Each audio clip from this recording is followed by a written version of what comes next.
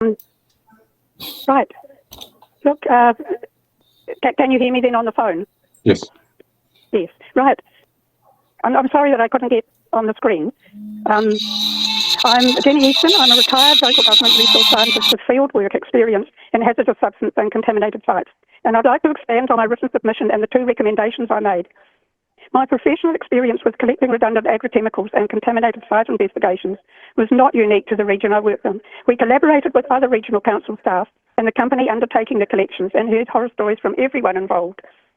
It really brought home that relying on self-regulation of hazardous substances is extremely dangerous for human health and natural environment.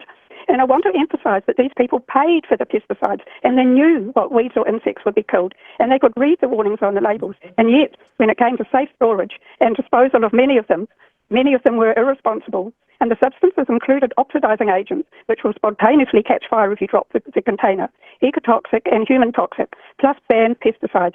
And school science labs also had problems, again, with people in charge who should have known what to do.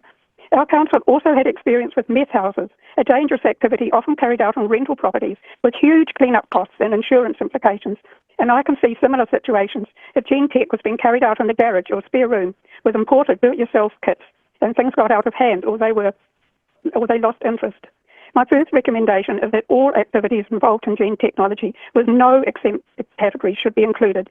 It should be carried out inside a certified containment facility. And this is to ensure controlled purchase and storage of the reagents, safe handling of the hazardous substances and the tools used, and the regulators able to validate the outcome of the experiments before release. I support Professor Jack Heinemann's recommendations that the alternative process-based options would be more effective and affordable than what's proposed. And these options would streamline compliance for the work done in certified containment facilities. I also support a submission that details and references all the recorded unintended consequences and complexities from this involving science. We need to monitor and control this industry wisely to protect future generations of people, our native flora and fauna, and not allow mistakes that could, for example, create antibiotic-resistant diseases.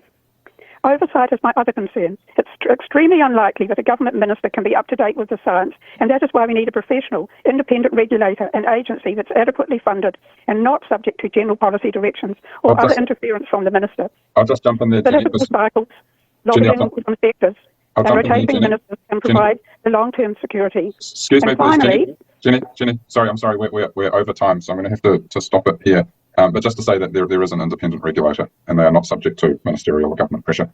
But thank you very much for joining us today, and I'm glad able to get your submission through. Thank you.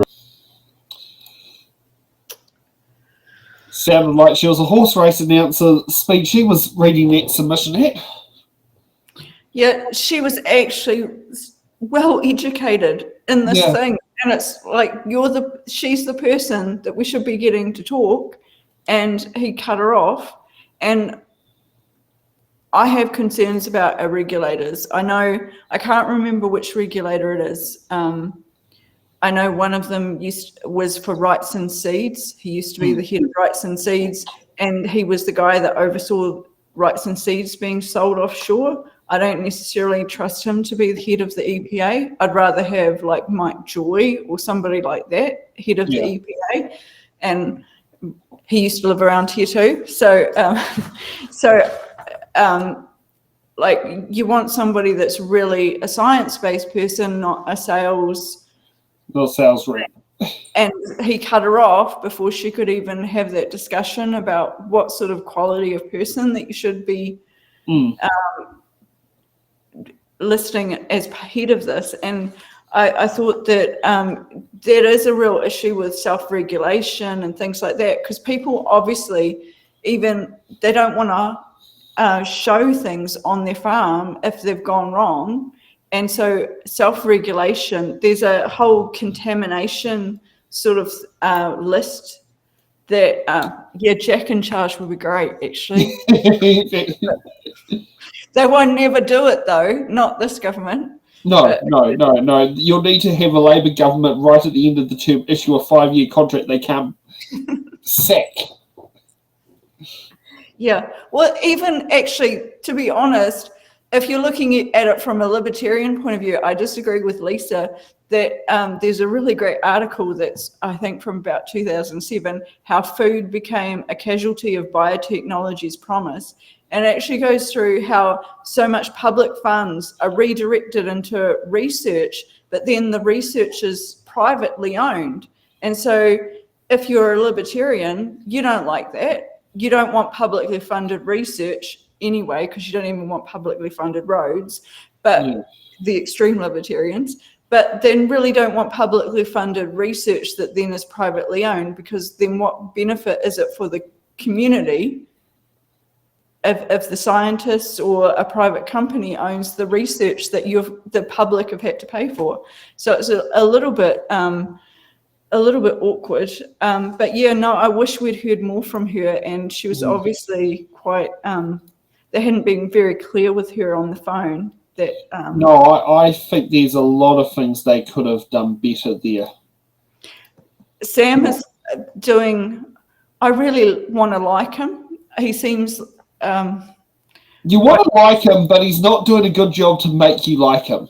Yeah, he's cutting people off and he's arguing with people, and they're already under duress and only have 5 minutes, and it's just, and there's technical issues, which I have myself. So yeah, it sort of adds to the feeling that we're not being heard, and that's not a great way for the primary export industry that's going to be affected by this legislation to really feel about food, which is like a basic human right, is the access to food, clean water and food.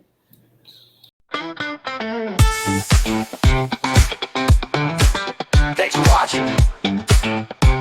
Make sure you're subscribed to our Facebook, YouTube, Twitch, Instagram, TikTok.